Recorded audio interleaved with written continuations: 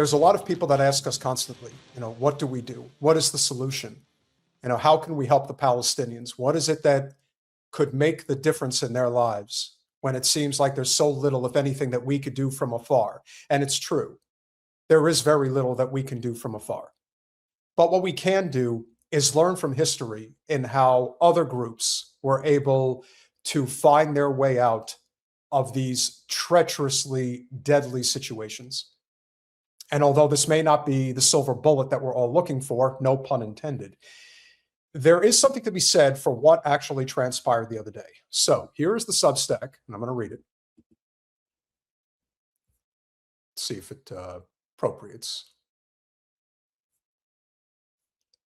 There we go. All right.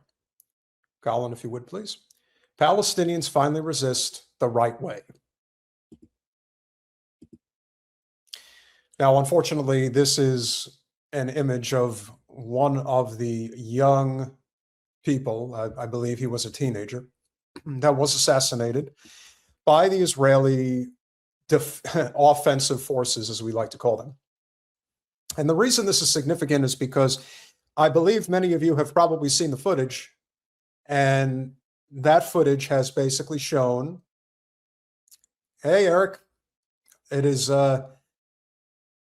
I guess it's around lunchtime where you are now, something like that. Good to see you, pal.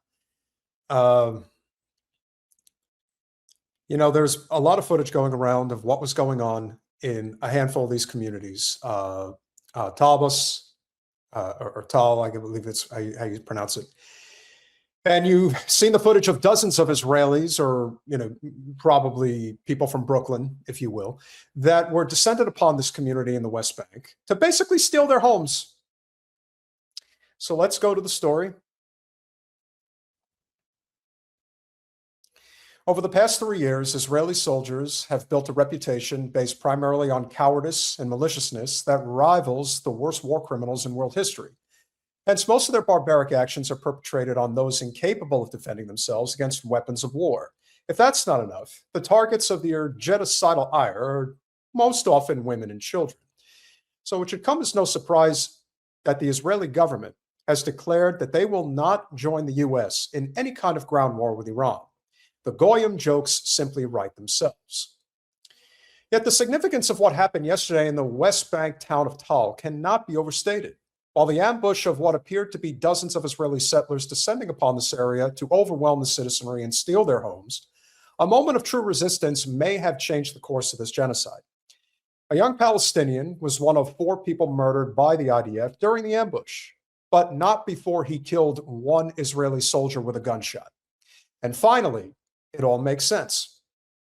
Throughout the post-World War II era, a key element of clandestine military operations aimed at regime change through citizen uprising within a country's borders has been the U.S. providing weapons to the so-called rebels fighting on the side of Western imperial interests.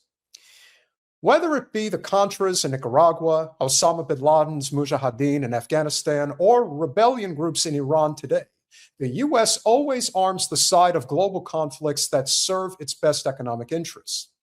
Palestinians need to arm themselves the way militia groups of yesteryear have, and it will produce immediate beneficial results. For starters, Israelis will think twice about further ambushes in their lives if their lives are truly in danger. They may want the land, but most are not willing to die for it. Palestinians are. In addition, it is the only way to ensure a possible retreat as the end game has always been the Greater Israel Project, in which the eradication of all Palestinians is an acceptable result in this genocidal ideology's eyes. If Israelis start getting clipped left and right, we'll see how committed to this imperialist cause they truly are. It is time we help arm the Palestinians, for if they do not fight with fire, the fire will eventually engulf them completely. Fight back now before it's too late. And so I do believe we have some footage that we can show you from this attempted ambush that took place in this small Palestinian community in the West Bank. And of course, their attempts to overwhelm them. So a breakdown of how the incident and this is from Drop Site News. Shout out to Drop Site News, Ryan Grimm, friend of the show, Julian Andrioni. Breakdown of how the incident in Tal, Nablus, unfolded. The Palestinian man, Farouk Ramadan, initially appears to be trying to protect another Palestinian, likely his brother, when an armed settler hits him in the head with a rifle. As he moves away, he is kicked or struck from behind. Still, he retreats again. Israeli settlers are the surrounding soldiers under whose protection the incursion appears to be taking place, then fire live shots. The sounds of gunshots can be heard clearly in the video. An armed Israeli settler then charges directly at Ramadan, and a fellow Palestinian with a gun raised and pointed at their chest, closing distance between them as gunshots are heard in the background. Ramadan disarms him, takes the rifle, and aims it at the settler, and purportedly shoots him dead.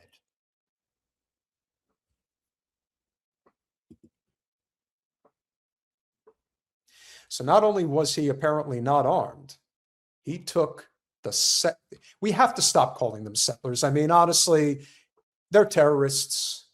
Israelis are terrorists. They're not settlers. They're genocidal terrorists. That's what they are. So let's make sure we get it right.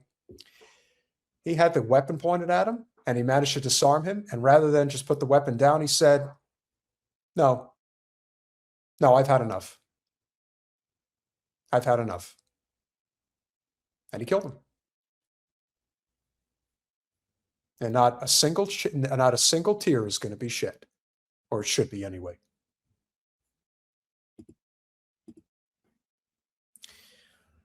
On the sequence visible in the footage, it is clear he is acting in self-defense against an imminent armed threat that the terrorist attack senior Israeli officials are calling it, of course they are, and using to justify pogroms in Palestinian villages. 5 Palestinians were ultimately killed in the broader settler and Israeli military forces attack in this incident.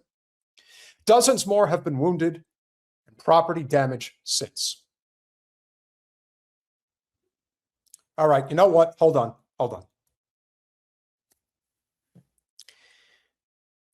You know, our channel suffers from deliberate suppression constantly. So let's not play the clip. If you haven't seen this, go to Drop Site News, check it out. It's kind of hard to see, but you can clearly see him getting shot. Now, the reason why we say, or the reason why I'm saying that the Palestinians need to be armed is because in years past, and history will likely repeat itself here in this community, for decades and decades, especially after the first Intifada, starting in 1987, mowing the lawn has become a common practice. And if, God forbid, one of the chosen people is killed, well, then they kind of do what they did. I mean, listen, the commonalities between the Nazis and the Zios is very clear cut. One of the most important members of the Third Reich, Reinhard Heydrich, who is considered the perfect specimen of a German, 6'4", strong, handsome. He was killed in a car bomb. And Hitler's response to this was to say, oh, you thought we were killing you before? Now we're really going to kill you. And then they proceeded to basically wipe out entire communities. Now, I could see a situation where because of the retaliation, something like that could happen, which is why if there is a will, there is a way. The Palestinians have to be armed. And here's hoping we could do our part to make sure that they are. Now, again, I don't have access to weaponry like that. I can only put the word out into the ether and hope that this starts a trend and gets people to understand that the Palestinians need to protect themselves violently if necessary, beyond that at this point. But I want you all to see just what this chump looked like. Colin, you have the photo, please? See, this is the guy that got gunned down. Now, as you can see, he really looks like he's from that region. If you didn't know any better, You couldn't tell the difference between his skin color and that white automobile standing behind him. I tell you, they're so tough. They're so tough when they don't have to worry about retaliation. This is why you often see them going after women and children. It's a very common practice. But of course, in this instance, you can see that he was not anticipating having his, I mean, again, I can't make out what that automatic weapon is. I'm not a gun expert. I know a little bit about guns, but not enough to say definitively I can look right at it and say that's what that is. But a lot of times I think these guys just get this type of weaponry. They don't know what the fuck they're doing. And so he points this automatic weapon at a bunch of unarmed citizens and manages to have it disarmed, pointed at him. And rather than negotiate, take him hostage, the Palestinian decided, no, I want your blood. And he got it. Now, of course, unsurprisingly, he lost his life. But he is now a martyr. He is a martyr for a greater cause because he decided that I don't know if I'm going to live or die. I know for sure if I kill him, I will die. However, if I do kill him, maybe that might send a message to other members of my brethren to say, this is the only way we're going to get out of this. That's it. There is no other way. They will kill us all if we don't fight back. And the only way to fight back is fire with fire. And we generally are not ones to say that that is the solution to the problem. But in this case, it's the only solution. We have been witnessing the decimation of these people for almost 3 years. We are almost at the 3rd year anniversary in just a couple of months. And yet, when attempts to try to end this come about, do you know what ends up happening? Do you know what they ended up doing? Do you know what happens when you stand up for humanity? Colin, I need the clip from the United Nations, the story from the United Nations. You know, the person who decided to try Netanyahu Milikowski with war crimes, guess what happened to him? He's now out. ICC member states vote to remove Chief Prosecutor Karim Khan. This is the person who tried Netanyahu with war crimes. And guess what? He's now no longer in a position of authority. And this is unprecedented. This never happens. The ICC voted to remove the Global Tribunal's chief prosecutor on Friday, nearly 2 years after sexual misconduct allegations against him first emerged. The court's oversight body announced, keep in mind, those charges are bogus, they've been thrown out, but who gives a shit? British barrister Karim Khan was accused of sexual misconduct with a female aide, as outlined in the Associated Press in a series of stories, allegations which he has steadfastly denied. By a large majority, the ICC's 125-member, please remove that, 125-member states ousted Khan from his position, the first time a chief prosecutor has ever been removed from office. Ever! Never happened before, but it happened now. The court's oversight body, the Assembly of States Parties, concluded that Khan had committed serious misconduct and serious breach of duty, said Pavi Kokrantha, the body's president. The 56-year-old Khan was temporarily removed from his duties at the ICC in June, pending Friday's vote, after a report by the executive committee of the court's oversight body found he had committed serious misconduct. No evidence, but, you know, their feelings are hurt. According to documents seen by the AP, Khan engaged in a sexual relationship with a woman and tried to prevent her from pursuing her allegations. Khan disputes those findings. Early in the session, a motion brought by Sierra Leone that would have made it harder to oust Khan failed, and diplomats quickly moved forward to vote on removal. And remember, Sierra Leone is one of the poorest countries in the world. So naturally, they're trying to fight for justice, and the more impressive, wealthier countries made sure that he was out. The lengthy and complicated process has pitted human rights advocates, staff, and member states against one another at a time when the court is already facing daunting challenges, including a campaign by the U.S. to dismantle the ICC, which is established to prosecute people responsible for humanity's worst crimes. In a statement last week, Secretary of State Marco Rubio said the U.S. was launching a sweeping campaign to dismantle the threat posed by the ICC to U.S. sovereignty. Rubio said he will pressure member states to withdraw from the institution, sanction organizations that work with the court, and ban staff from traveling to the U.S. Countries that enjoy the benefits of the U.S. security umbrella will be called upon to reject the court's jurisdiction over U.S. citizens. Netanyahu's not a U.S. citizen, last I checked, although who the hell knows at this point. Hours after the vote, Venezuela announced it would withdraw from the court. Gee, I wonder, I'm just spitballing here, but if Maduro was still in power, do you think Venezuela would be backing away? I doubt it. Venezuela considers the court's actions reflect a demonstrated geographical bias, which has disproportionately concentrated its work on African and Latin American countries to the detriment of the global South.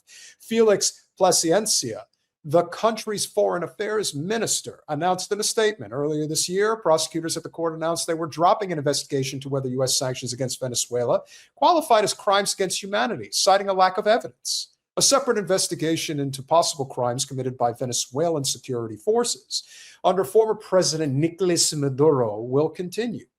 Trump's administration already has brought sanctions against Khan and a dozen other ICC staff in retaliation for warrants the court has issued for top Israeli officials, including Netanyahu, over the genocide in Gaza and investigations. You see, it's not a war unless the other side is armed, and in this case, they're not, but they should be. Investigations into U.S. personnel in Afghanistan. Karim believed that by launching a political witch hunt, it's a witch hunt, against Israel and issuing a politically motivated arrest warrant against Netanyahu, the world would ignore the grave sexual misconduct against him.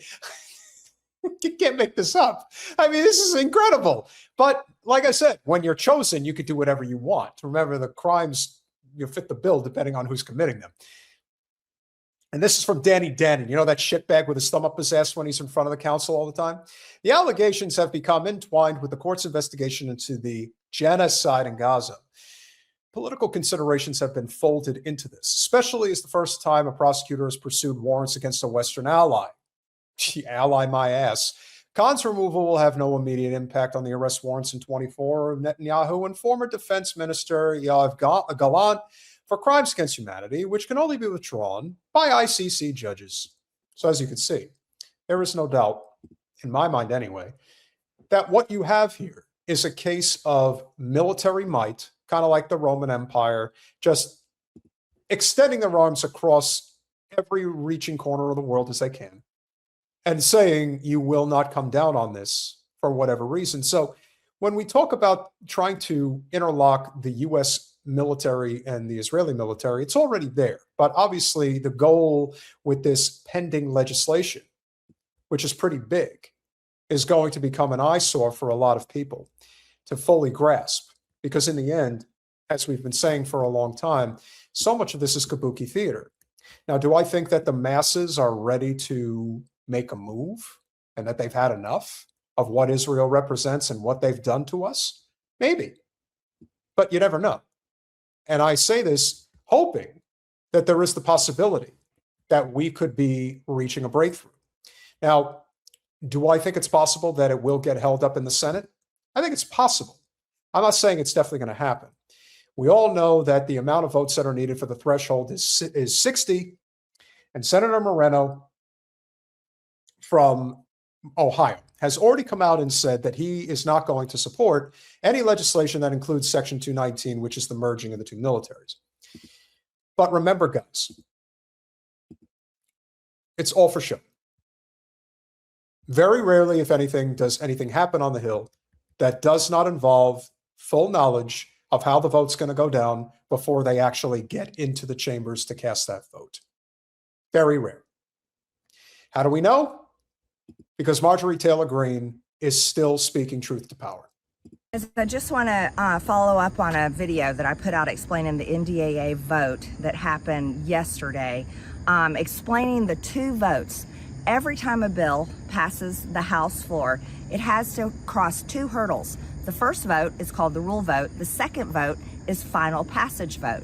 Now, that's super confusing and it's really stupid, but that's the way they do it. We had 7 total Republicans vote no on final passage to the NDAA because of Section 219 and other issues that they didn't like within the bill. We are thankful to them for voting no. However, that was a safe no vote, and let me explain that. There's 2 ways to vote no. There's the safe no vote, which is voting no on a bill when you know it's going to pass, so you don't have to make anybody mad, and you can still vote no because it's going to pass even without your vote. Then there's the courageous no vote, and that is voting no on the rule, the first vote for that bill to cross to final passage. When you vote no on the rule vote, you're voting no against everyone. You're voting no against leadership. You're voting no against the White House. You're taking a hard stand and saying, I am 100% against this bill. I do not want it to pass. There was only one Republican that took the courageous no vote on the rule vote. That was Thomas Massie. And that is why Thomas Massie and Marjorie Taylor Greene are no longer on Capitol Hill. Well, Massey's there for a little while longer, thankfully. He'll be there for, actually, Massey will be there for another 5 months. 5 months. So there's no telling how much more he might accomplish in the course of that time. And with that being said, let's keep a couple of things in mind here. Very important. This is how it's always been done. There is a congressman that I have mentioned a few times, Tim Burchett, out of Knoxville, Tennessee. He's considered one of the decent Republican congressmen. Now, he did not do the standalone vote. He allowed it to proceed. Then he voted no, but they still passed it anyway. So essentially what he's trying to do is have his cake and eat it too. He's trying to show that he is genuinely not in favor of what is going on regarding the merging of the militaries between Israel and the U.S., and at the same time, he's not willing to fully stick his neck out there to make sure the bill can't pass. That's cowardice, and it's unacceptable. Now, are there worse people than Burchett? Sure. But Marjorie is explaining that so much of what we see on Capitol Hill when it comes to the vote, especially when it's so neck and neck, it's only a few votes here, a few votes there. When the oligarchs, when the leaders of the world, the true leaders of the world, or the masters of the universe, if you will, when they want something passed, it gets passed, period. And they want this passed, led by Larry Ellison. Marjorie's got a little bit more to say. He voted no. The other Republicans only voted no on the second vote, the final passage vote, when they knew that the bill was going to pass, okay? So there's a difference, and that's what you need to understand. There's the 2 votes. One is the rule vote. The second vote is final passage. And the most courageous vote any member of Congress can take is voting no on the rule. Here's the difference. The rule vote passed 213 to 212. 213 to 212. If those 6 other Republicans had voted no with Thomas Massie on the rule vote, the rule would have failed and the NDAA could not have moved forward to the second final passage vote. However, they voted yes on the rule, allowing it to move forward, and Thomas was the only one that voted no. But when it came to final passage, 6 decided to vote no then because it was safe. You want to know why? Because there were 6 Democrats that were voting yes. Marjorie, first, I have to say, from one fitness enthusiast to another, you look fantastic. And Jen, that area probably looks pretty familiar to you. Marjorie and Jen actually live pretty close to each other now, which I find very humorous in my own way. But she's right. She's 1,000% correct. And granted, this is coming from somebody who no longer has any votes of consequence that she has to put forth. But think of it this way, and think of the significance of what this actually means. Marjorie is blowing the whistle on what no one beforehand that had ever left Congress is looking to do. And why? Why is it different with Marjorie than it is with just about anybody else or with Thomas Massie? Why is it different? It's different for this reason. Marjorie is at home in Northwest Georgia. She has a family business that she oversees. She is not working on K Street. She is not interested in a career in DC politics outside of legislation. But everybody else is. And this is part of why the criticism towards AOC is as strong as it is, because she's the most popular voice in left politics, if you will. The career comes first. And if the career is predicated on working in the halls of Congress or in the surrounding area of DC, K Street being the most noteworthy, because that's lobbying, that's the lobbying capital of the world for those who don't know what K Street actually is in DC. That's not what Marjorie's doing. So thankfully, somebody finally blew the whistle on the whole fucking shebang. And that's what we've needed. We've needed somebody to step up and say what needed to be said, because all of this is connected. If you think that these votes are not predicated on this idea, this is why we say very often, and we're going to get to Tucker later in the show, your vote is violence if you vote the wrong way. In this case, it's genocidal violence. And that is something that you make a conscious decision to do because your career is more important than your honesty, your integrity, and your humanity. Marjorie, a lot of people may not like you and have differences of opinion on a number of things, but you have proven a worthy public servant, especially in your post-legislative career. You are doing a service that few others would ever have the guts to do. So hats off to you, and we appreciate your service.